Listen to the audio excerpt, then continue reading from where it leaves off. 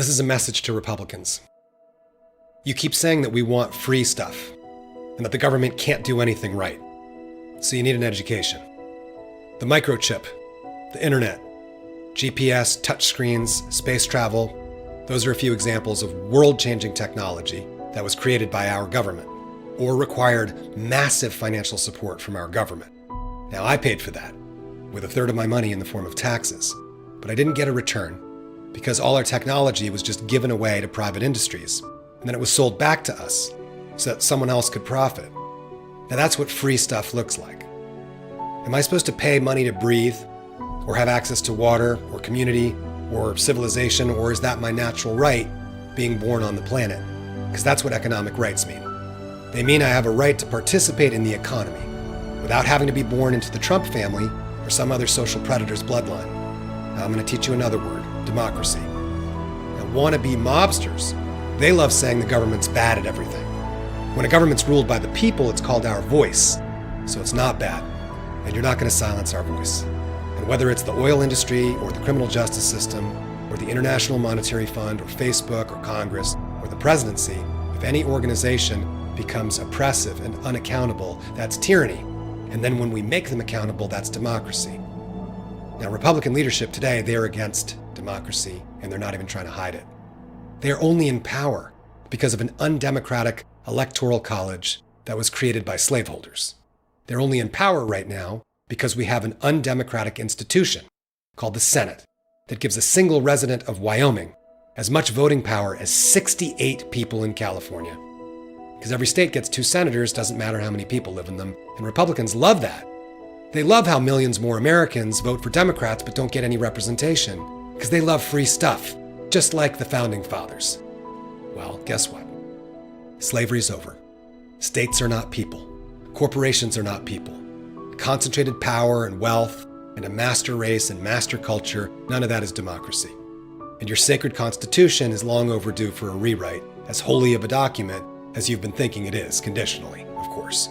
Because even the empire-hungry colonists would have been disgusted by your handing over everything, sir, yes, sir, to the lords and ladies of big box stores, oil, and money that Republicans are worshiping today. The American dream made us famous all over the world. We gave people hope. But Republicans love it so much more now that people have the worst chance at making it here than any other rich nation. They prefer the class system, the caste system, extreme inequality, and poverty, because keeping other people down, the communist, the Mexican, the scary pronoun, whatever word they want to give them, it makes them feel superior, like the old days, scared and demonizing whatever's out in the woods, outside of the colony. It doesn't matter that their lives aren't much better. They're living through the achievements of their gods, icons of money, power, cruelty, and dripping arrogance. And that's why they love a fabric flag more than the human flesh and blood that live and die under it, because they're idol worshippers. And that is exactly what Jesus and Muhammad and Moses told you not to do. How dare you invoke the name of the Almighty and his messengers against the weak, the meek, and the poor?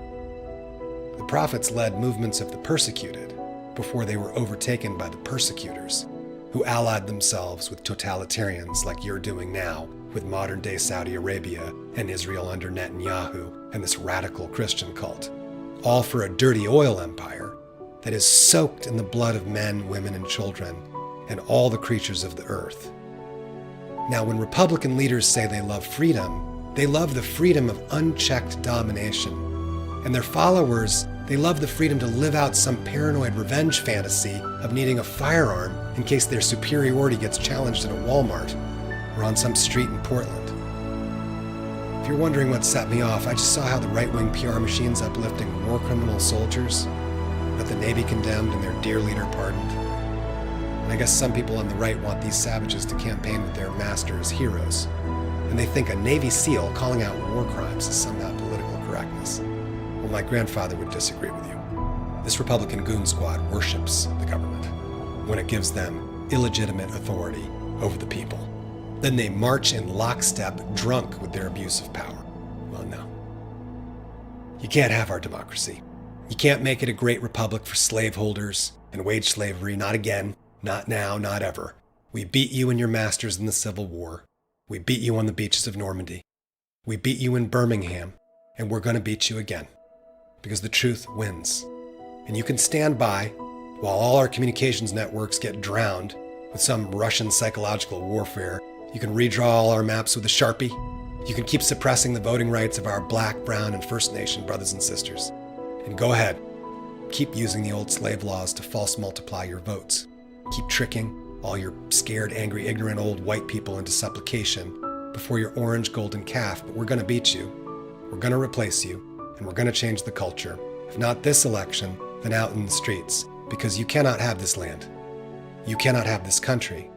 It was never yours in the first place.